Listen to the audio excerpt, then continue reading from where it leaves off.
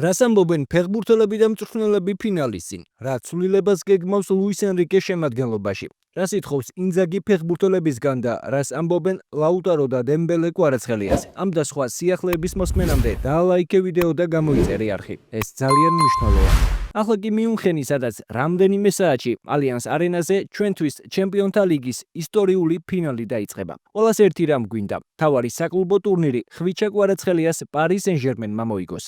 ამისთვის კი ქართველს მილანის ინტერის დამარცხება მოუწევს. გუნდებმა მიუნხენში უკვე ივარჯიშეს და ერთ-ერთი ბოლო დარიგებებიც მიიღეს. აღსანიშნავია, რომ ფრანგული გავლენიანი გამოცემის ლეკიპის აზრით პარი სენ-ჟერმენის მთავარი მწვრთნელი ლუის ენრიკე შეტევაში ცვლილებებს გეგმავს და დეზირე დუეს ნაცვლად ძირითადში ბრედლი ბარკოლა გამოჩნდება. ეს კი შესაძლოა საფრანგეთის თასის ფინალში ნაჩვენებით თამაშით იყოს განპირობებული. ამ შეხვედრაში მან 2 გოლი და 1 საგოლე გადაცემა შეასრულა. ასე რომ შესაძლოა ინტერს კვარაცხელიამ, დემბელემ და ბარკოლამ შეუტიოს. თქვენ რას ფიქრობთ, რომელმა სამეულმა უნდა შეუტიოს ინტერს პირველი წუთებიდან? დაწერეთ თქვენი აზრი კომენტარებში. ახლა კი პარი სენ-ჟერმენის პრეს-კონფერენცია, სადაც ბევრ მნიშვნელოვან საკითხთან ერთად ხვიჩა კვარაცხელიაზეც ისაუბრეს. კვარაცხელია სუპერ ფეხბურთელია. ის გუნდთან ძალიან კარგად ადაპტირდა და ეს პროცესი მარტივი არაა, როდესაც საუბარი პარი სენ-ჟერმენს ეხება. კვარაცხელია უდიდესი ტალანტის მქონე ფეხბურთელია. ის საქმეს სერიოზულად უდგება და ყველაფერს სწრაფად იგებს.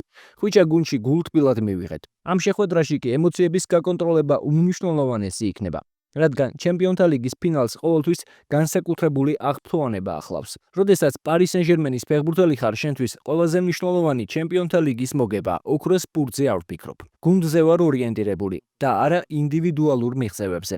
ემოციები უნდა გავაკონტროლოთ, რადგან ჩემპიონთა ლიგის ფინალს უდიდესი აღტაცება ახლავს. აუცილებელია სიმშვიდის შენარჩუნება და ამ ისტორიულ მომენტს ღიმილით უნდა შევხვდეთ. ფინალში თამაშს უკვე შევეჩვიეთ. მოტივაცია მნიშვნელოვანია, მაგრამ ემოციების მართვა შეგვიძლია. ფეხბურთის კულტურა უნივერსალურია. ეროვნებას მნიშვნელობა არ აქვს.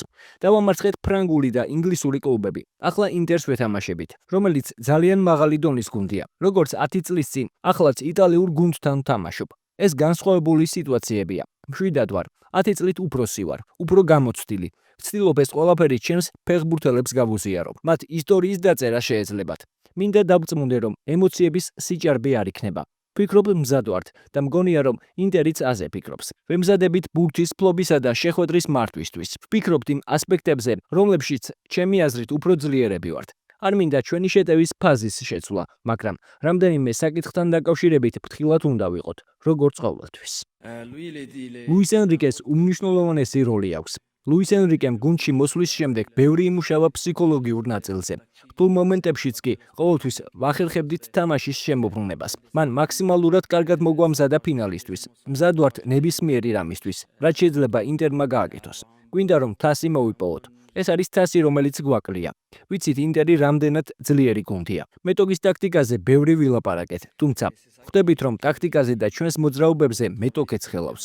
მწვრთნელმა კარგად მოგვამზადა და ბოლო დეტალებზეც ვისაუბრეთ. ჩვენს ძლიერ მხარეებზე მოვახდენთ კონცენტრაციას და ვნახოთ რა გამოგვივა.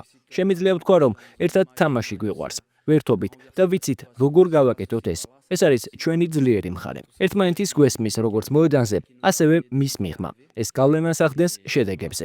მიყვარს ეს გუნდი, მიყვარს ყველაფერი, რასაც მოედანზე ვაკეთებთ და მის გარეთაც.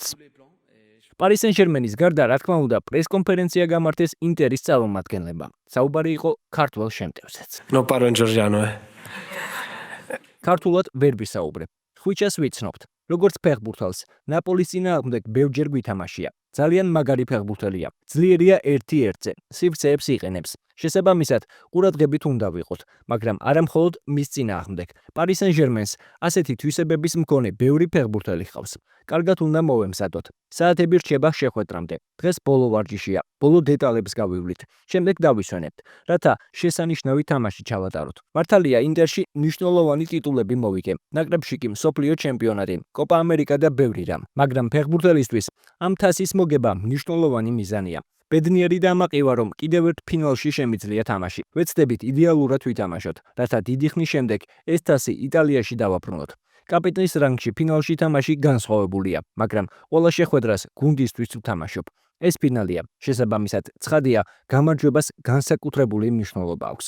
თუმცა, მნიშვნელოვანია ის გავაკეთოთ, რისი გაკეთებაც ვიცით. მხოლოდ დადებითად უნდა ვიფიქროთ. იმედი გვაქვს, სასიამოვნო საღამო იქნება. ორი წლის წინანდელთან შედარებით განსხვავება ფინალის სამზადისის გამოცდილება და ფინალში გასვლის გზა. ვიცით, რომ თითოეულ შეხვედრას თავისი ისტორია აქვს. ვცდილობთ ყველა დეტალზე დიდი ყურადღება გავამახვილოთ. ბიჭები მზად არიან. ამ სეზონში 59 შეხვედრიდან მხოლოდ 3-ჯერ მყავდა ყველა ფეხბურთელი განკარგულებაში და ამჯერადაც 100-ია. არ ვიცი, რას ვეთქვი ხვალ გუნდს. ეს დამოკიდებულია იმაზე, თუ რას მეუბნება ჩემი გული. ფეხბურთელებმა იციან, რომ დეტალებს დიდი ყურადღება უნდა მიაქციონ. ვიცით, რომ ფინალს მცირე დეტალები წყვეტს. 2 წლის წინ ფინალში აუთსაიდერებად მივიჩნეოდით, მაგრამ თამაში თანაბარი გამოვიდა. შესაძლოა მაშინ მეც ვიმსახურებდით. მიუხედავად იმისა, რომ მანჩესტერ სიტის სახით მსოფლიოში საუკეთესო გუნდს ვეთამაშეთ. ფსიქოლოგიური მხარე მნიშვნელოვანია. საუკეთესოდ ვიმუშავეთ. სკუდეტოს დაკარგვით გამოწვეული იმედგაცრუება გვერდით გადავდეთ. ახლა ყველა ფეხბურთელი კარგადაა. რაც შეეხება ფინალში თამაშს. მწვრთნელი ყოველთვის ცდილობს თამაში თავის გონებაში დაალაგოს. ვიცით, რომ შეიძლება ისე არ მოხდეს ყველაფერი, როგორც ვფიქრობდით. ვეთამაშებით გუნდს, რომელიც ევროპაში პირველია ბურთის ბლობით. იტალიაში ჩვენ ვართ პირველები და ევროპაშიც. ერთ-ერთი საუკეთესოები. ტექნიკურად კარგად უნდა ვითამაშოთ. უნდა ვეცადოთ, რომ პარი სენ-ჟერმენს ბურთი რაც შეიძლება მეტღანს წავართვათ. ფეხბურთელებს ვთხოვე კონცენტრაცია. გონებრივად თავისუფლები უნდა იყვნენ. ვიცით, როგორ მოვემზადოთ ასეთი შეხვედრებისთვის. ევროპის, სამხრეთ ამერიკის და მსოფლიო ჩემპიონები გვყავს. ეს შეხვედრა შეიძლება ეპიზოდებმა გადაწყვიტოს და კარგად უნდა შევძლოთ მათი ჩვენი მიმართულებით წარმართვა.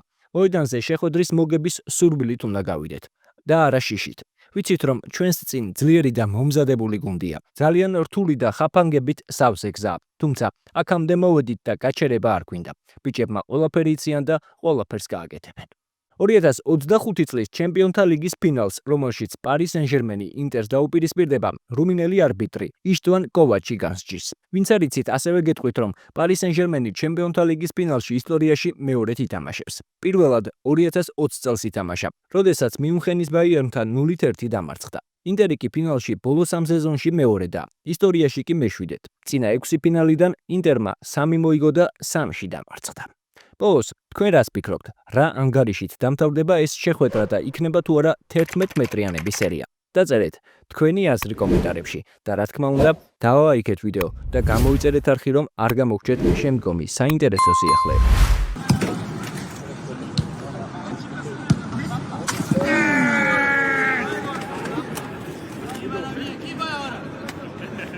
Vale, venga, vamos.